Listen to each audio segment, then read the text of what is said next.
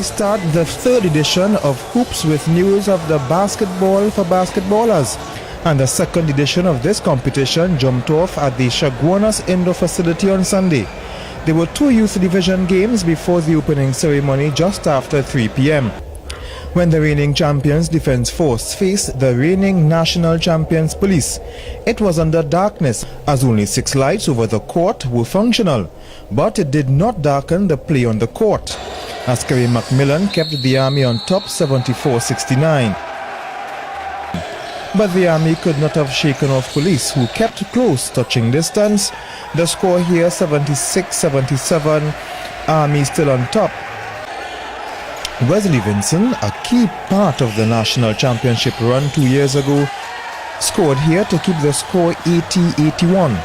Defence Force still on top, but coach Ashton Peters getting his team some much needed pep talk.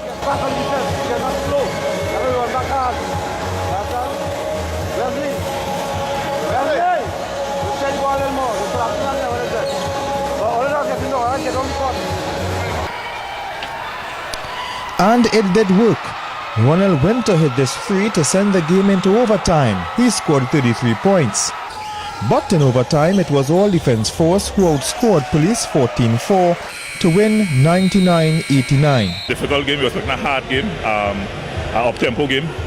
So we knew that we had to keep the game at our pace in order to really be extremely competitive with Defence Force, because we are aware of their training routine basically every day, and we know the fitness level. So we had to control the tempo at the game, and I think we did that. We did an excellent job of that in controlling the pace of the game, so it kept us in the game. He spoke about the three-pointer Ronald Winter hit to send the game into overtime. Well, that is something Winter has been working on nearly every training session. Every training session he's always catch a ball and come down 3, 2, 1, bang, victory. So that was like clockwork. As for Defence Force, they were expecting an easier game given Police's problems last season. No, I wasn't expecting an overtime game, but they play good. Probably we started lag on defense, so that is probably why they bring up the score to a level, so defense. When Kern George hit this three, SOS were trailing 21-24 in the second quarter. But Straker-Nets continued to dominate the first half as they thought that SOS were getting too close. Charles Williams getting points after the scramble, but they trailed 30-46 at the half. Now the second half was a to-and-fro game with a scramble here and a scramble there. Jeffrey Harris hit this three to maintain a 15-point lead for Straker-Nets, 80-65. But the SOS would storm back, went on a 10-1 run, but they fell short as Nets held on for an 81-75 win. But we'll be fine. Definitely have a little bit more composure on offense and defense. Make better decisions.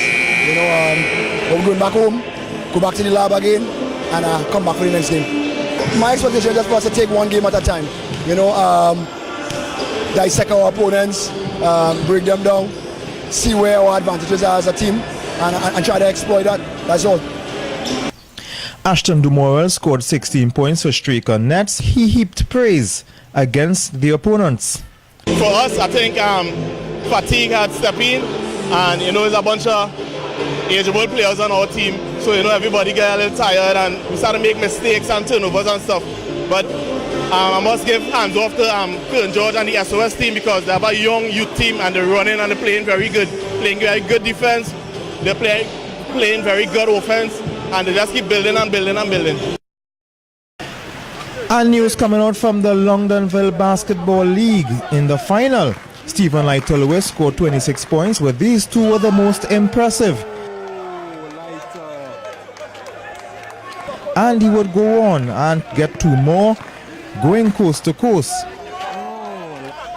And what about this Ashton Dumoral reverse?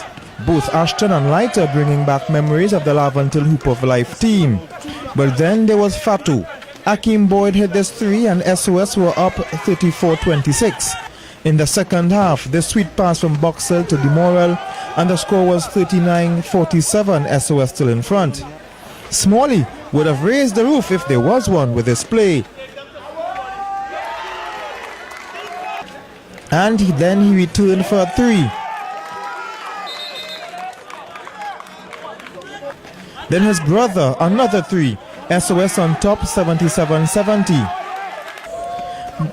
But don't mind, they might be named Wildcats, but if you look closely, it's actually Defense Force, as they powered on to come from behind to win 88-84.